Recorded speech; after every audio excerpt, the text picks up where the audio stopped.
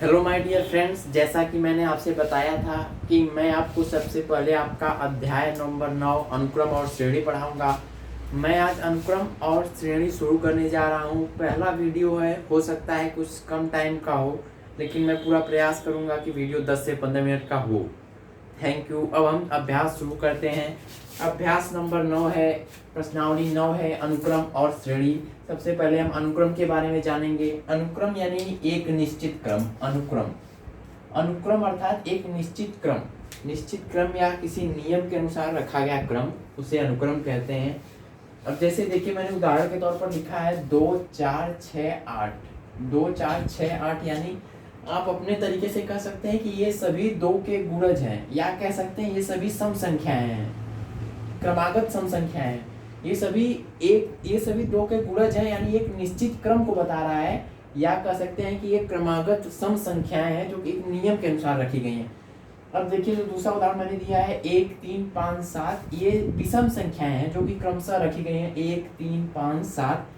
तीसरा उदाहरण मैंने जो दिया है, लिखा है 1 4 16 64। इसका ये मतलब है 1 2 का स्क्वायर,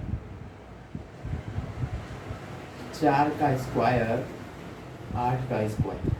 यानी दोगुनी, जब संख्याएं दोगुनी होती जा रही हैं तो उनका वर्ग होता चला जा रहा है। जैसे देखिए, 1 का 2 गुना 2, 2 का वर्ग, 2 का 2 गुना 4, 4 का वर्ग, 4 का 2 गुना 8, 8 का वर्ग।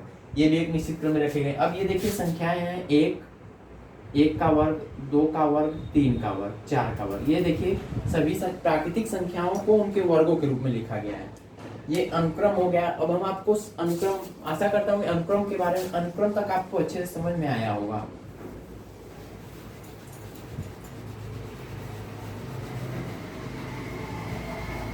अब हम लोग श्रेणी के बारे में जानेंगे। श्रेणी से तात्पर्य यह है कि जब हम अनुक्रम के पदों को चिन्ह सहित रख देते हैं। अनुक्रम के पद, जैसे मैंने आपको उदाहरण में बताया था 2 4 6 8, अगर मैं उसको चिन्ह सहित रख दूं, +2 +4 +6 +8, तो प्राप्त जो हमें प्राप्त होगा वो श्रेणी प्राप्त होगी। देखिए, यहाँ पर माइनस रख दिया, यहाँ पर माइनस प्लस प्लस माइनस करके रखा हूँ। ये जो हमें सब प्राप्त हुई, ये सीरीज है, ये सब श्रेणी है। अभी हमें इस बात की जानकारी नहीं है कि यह किस प्रकार की श्रेणी है, लेकिन हमने अनुक्रम के पदों को प्लस या माइनस करके लिखा है, जिससे हमें यह पता चल रहा है कि यह श्रेणी है। अब मैं आपको कुछ उदाहरण बताऊंगा। अब देखिए, जैसे दिया है, निम्न के 90 पद दिए गए हैं, उनके आगे लिखे गए पदों को ज्ञात कीजिए। पहले उदाहरण में आपको दिया गया है an = 4n - 3, हमें ज्ञात करना है a17 and a24। a17 हमें ज्ञात करना है, यानी हमें 17वां पद ज्ञात करना है। n के स्थान पे 17 रख दीजिए, आपको a17 की वैल्यू मिल जाएगी। a17 बराबर 4 × 17 - 3, 68 - 3, 65 आएगा आंसर आपका। और हमें दूसरा पद ज्ञात करना है 24, n = 24 रख दीजिए। a24 बराबर हो जाएगा 4 × 24 - 3 बराबर 24, को 96 - 3 93 आएगा आपका आंसर। दूसरा उदाहरण भी ठीक उसी प्रकार का है, लेकिन इसमें बटे के रूप में दिया है, इसलिए मैंने सोचा आपको बता दूं। हमें दूसरे उदाहरण में निकालना है 20वां पद, या a20 निकालना है, यानी n के स्थान पे अगर हम 20 रख दे तो हमें 20 मिल जाएगा ना। n के स्थान पे हम 20 रख देते हैं। a20 बराबर 20 20 - 2 18/20 + 2 23। हम इसका गुणा कर 360/23, आपको और सरल करना है तो आप भाग दे सकते हैं, ये आंसर है। हमें दूसरा पद निकालना है a50 यानी n के स्थान पे हम 50 रख देंगे तो हमें a50 मिल जाएगा ना, यानी 50 × 48/53।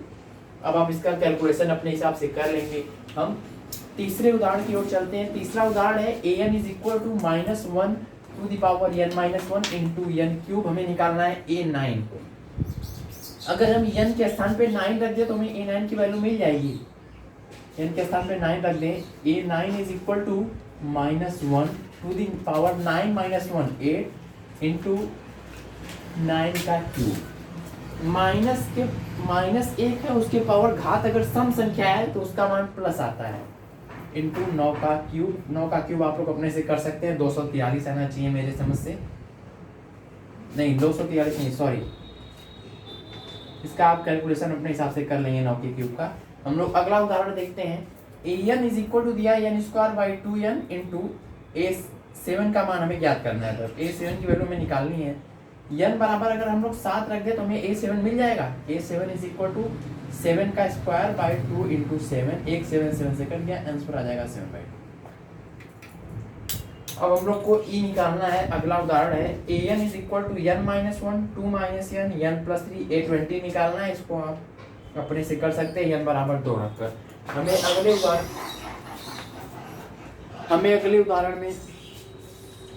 अगले उदाहरण की तरफ चलते हैं। हमें इसमें दिया गया है अनुक्रम के 3 पद बताइए। हमें अनुक्रम के 3 पद बताने हैं, यानी अनुक्रम के 3 पद कौन कौन से होंगे। A1 होगा अनुक्रम का पहला पद, A2 और A3। A1 पहला पद, A2 दूसरा पद और A3, ये अनुक्रम के 3 पद क्रमशः A1, A2 और A3 हैं। हमें इन्हीं का मान ज्ञात करना है, तो हम n बराबर 1 रख देंगे। A1 is equal to 7, n बराबर 2 रख देंगे। A2 is equal to 9, n बराबर 3 रख देंगे। A3 is equal to 11। ये अनुक्रम के 3 पद हैं। अनुक्रम के 3 पद हैं। A1, A2, A3 निकाला है, यही अनुक्रम के 3 पद हैं, ये आपका आंसर है। अब हमें देखिए दूसरी सवाल आपको खुद करनी होगी। जैसे दिया है A1 AN is equal to n-3/4। हमें अनुक्रम के 3 पद निकालने में आपको बता देता हूँ क्या क्या निकालना है। A1, A2, A3 निकालना है हमको, तो n बराबर 1 रख देंगे, A1 आ जाएगा, n बराबर 2 रख देंगे, A2 आ जाएगा और n बराबर 3 रख देंगे, A3 आ जाएगा। वो अनुक्रम के 3 पद होंगे।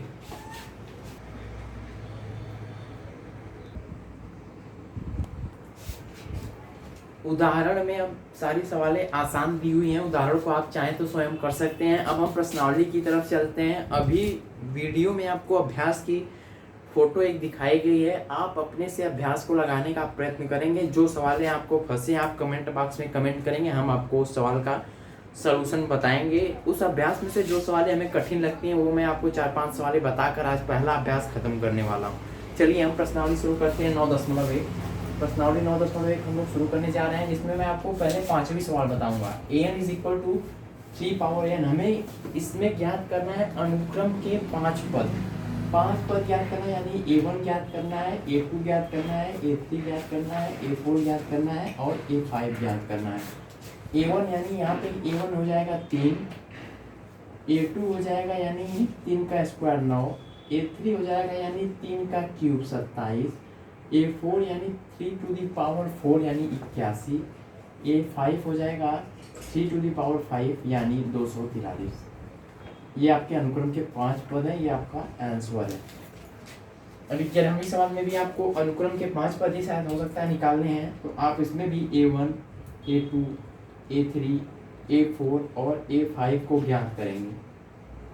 इसमें भी हमें यही ज्ञात करना है।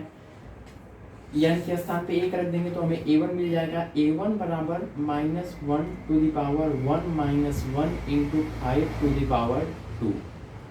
1 - 1, अब देखिए इसको, -1 टू दी पावर 0 इंटू 25। किसी भी संख्या पर किसी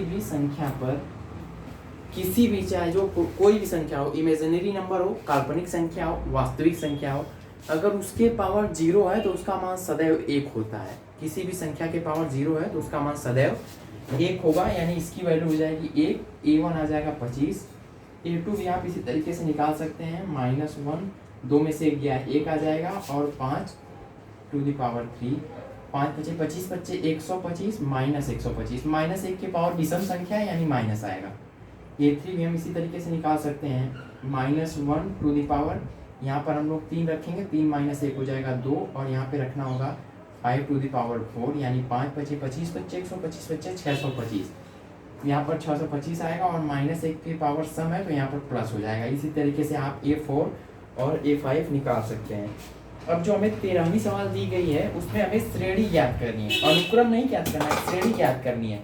अनुक्रम ज्ञात करना रहता है यद्यपि हमें, तो हम केवल पदों को लिख देते A1, A2, A3, A4, A5, लेकिन अब हमें श्रेणी ज्ञात करनी, यानी हमें उसमें पदों को चिन्ह सहित रखना होगा। पहले हम लोग मान लीजिए हम पाँच टर्म ज्ञात करना चाह रहे हैं, 4 टर्म मान लीजिए आप ज्ञात करिए, आपको आसानी होगी।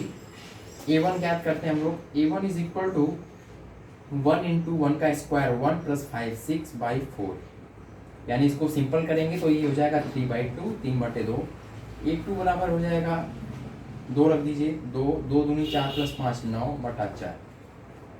2 हो जाएगा, 9/2 हो जाएगा। A3 आप लोग निकाल लीजिए, A3 यानी 3, 3 का स्क्वायर 9, 5 14/4 यानी हो जाएगा, इसको सिंपल करेंगे 2 7 14, 2 दूनी 4, 7 का 21/2।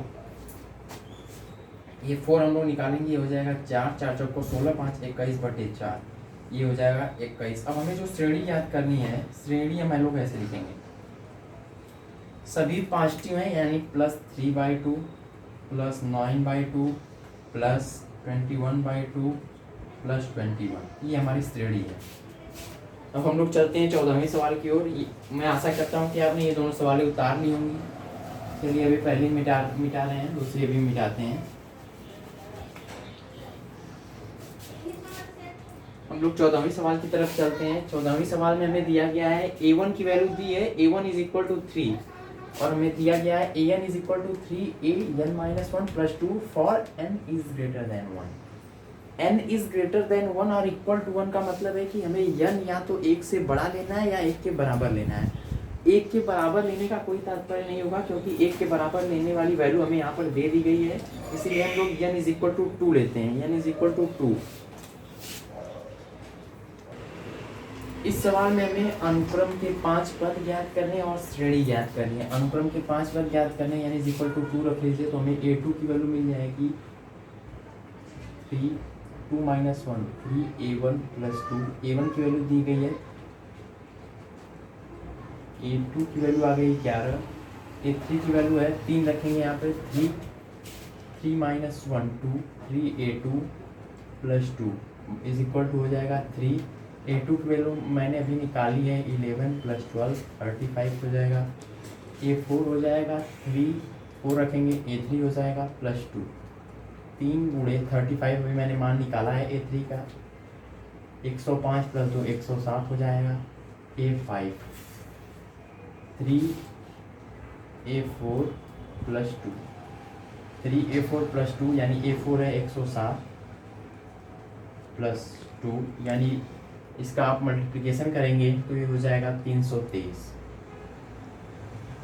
अब हो सकता है मेरे कैलकुलेशन में गलती हो, कैलकुलेशन करना चाहिए आप केवल समझिए कि कुछ प्रश्नों को कैसे सॉल्व किया जा रहा है, और आप कैलकुलेशन अपने से कर सकते हैं, इतनी काबिलियत है आपके पास। अनुक्रम हो जाएगा A1, A2, A3, A4, A5। अनुक्रम के पद आप लिख सकते हैं। पहला है 3, 11, 35, 107 और 323, और संगत श्रेणी क्या हो जाएगी, +3 + 11 + 35 + 107 + 300। अब मैं आपको इस अभ्यास की अंतिम सवाल बताने जा रहा हूँ, क्वेश्चन नंबर 15, जिसमें आपको दिया गया है A1 = A2 = 1 and AN = AN - 1 + AN - 2, n > 1। यहाँ पर n > 1 देने का, n > 2 देने का तात्पर्य यह है कि हमें n को हमेशा 2 से बड़ा रखना है। आप 3, 4, 5, 6 डाट कहीं तक भी प्रयोग कर सकते हैं, लेकिन 2, 1, 2 आप प्रयोग नहीं कर सकते, क्योंकि 1 और 2 का मान दिया गया है। तो अब हम लोग चलते हैं, n = 3 ले लेते हैं। A3 = A3 - 1 A2 + A3 - 2 A1, 1 + 1 = 2। A4 ले लेते हैं, A3 + A2, A3 की वैल्यू है 2, A2 की वैल्यू है 1 = 3।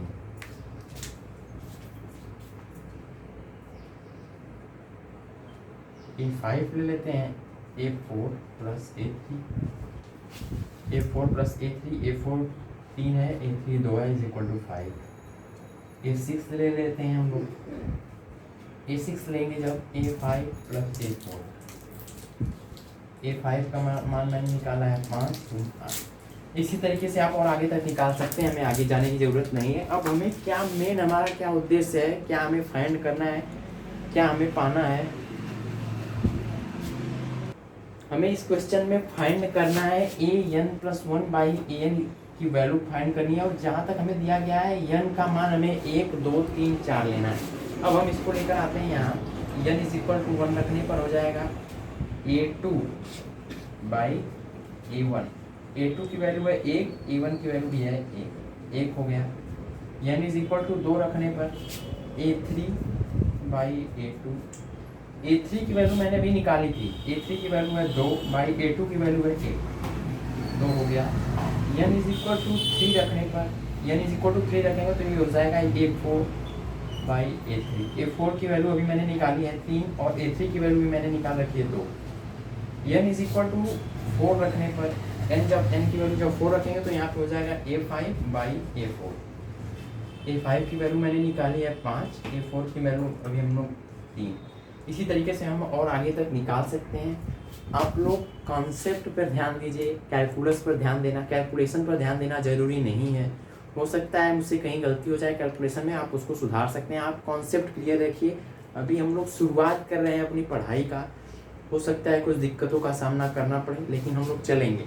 मैं चाहता हूँ कि आप वीडियो को पॉज करके इसको नोट कर लीजिए, दोनों क्वेश्चनों को। मैं अभी कुछ आपको आगे और बताऊँगा कुछ।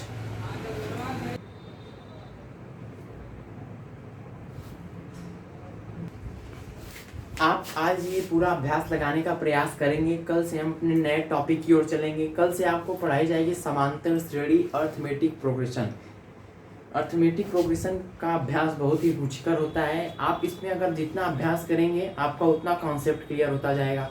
आज हम आपको कुछ परिचय दे देते हैं अर्थमेटिक प्रोग्रेशन अर्थात समांतर श्रेणी का, लेकिन आपको पूरी इसके बारे में जानकारी कल दी जाएगी। समांतर श्रेणी यानी एक ऐसी श्रेणी जिसके पदों में कोई समान संख्या जोड़ने या घटाने पर अगला पद प्राप्त हो जाए तो उस श्रेणी को समांतर श्रेणी कहते हैं। और वो जो पद हम जोड़ते हैं उसे सार्वंतर कहते हैं, इसे कॉमन डिफरेंस कहते हैं, इसे डी से हम लोग रिप्रेजेंट करते हैं। चलिए हम इसके बारे में आपको कल क्रमवार या विस्तृत रूप से चर्चा करेंगे। Thank you. वीडियो को लाइक, सब्सक्राइब और शेयर अवश्य करें। Thank you.